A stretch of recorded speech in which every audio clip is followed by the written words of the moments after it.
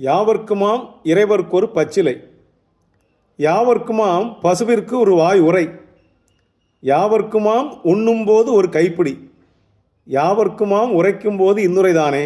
ஒரு நல்ல பாட்டு. காலந்தோறும் பக்தியாக இருக்கணும் இல்லையா? அப்போது எல்லாருக்கும் பொதுவாக ஒன்று சொல்கிறேன். இறைவனுக்கு ஒரே ஒரு பச்சிலை, என்ன இலையோ ஒரு இலையை எடுத்து இறைவனுக்கு நீ கொடுத்தால் நீ அர்ச்சனை செய்து விட்டாய், கடவுள் மனதை மகிழ்ச்சிப்படுத்தி விட்டாய். யாவர்க்குமாம் இறைவருக்கு ஒரு பச்சிலை, அவ்வளோதான்.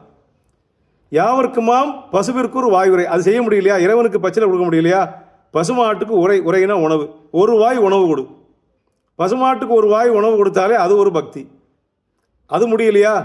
யாவர்க்குமாம் உண்ணும் போது ஒரு கைப்பிடி. நீ சாப்பிட்றல்ல, நீ என்ன சாப்பிட்டாலும் ஒரு கைப்பிடியை பக்கத்தில் கொண்டு கொடு, அடுத்தவனுக்கு ஒரு கைப்பிடி கொடுத்துட்டு சாப்பிடு, அதுவே மிகப்பெரிய பக்தி. இந்த மூணுமே முடியலையா? நாலாவது ஒரு வழி இருக்குது. யாவர்க்குமாம் உரைக்கும் போது இன்னுரைதானே. அடுத்தவன்கிட்ட பேசுகிற போது இனிமையாக பேசு, நல்ல வார்த்தைகளை சொல்லு, அவன் மனம் மகிழும்படியான வார்த்தைகளை பேசு. இனிய உளவாக இன்னாத குரல் கனியிருப்ப காய் கவர்ந்தற்று.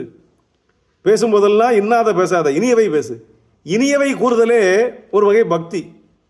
இறைவனுக்கு பச்சிலை கொடுப்பதும், பசுமாட்டுக்கு உணவளிப்பதும், சாப்பிட்ற போது அடுத்தவனுக்கு ஒரு வாய் கொடுப்பதும் முடியவில்லை என்று சொன்னால் பேசுவதாவது இனிமையாக பேசு. நல்லா இருப்ப, குணமாயிரும், நீண்ட காலம் வாழ்வ, உனக்கு என்ன குறை, ஆண்டவன் நல்லா வச்சிருப்பான், நீ எந்த கவலையும் படாத, நாளை முதல் உன் கவலைகள் எல்லாம் தீர்ந்து விடும்.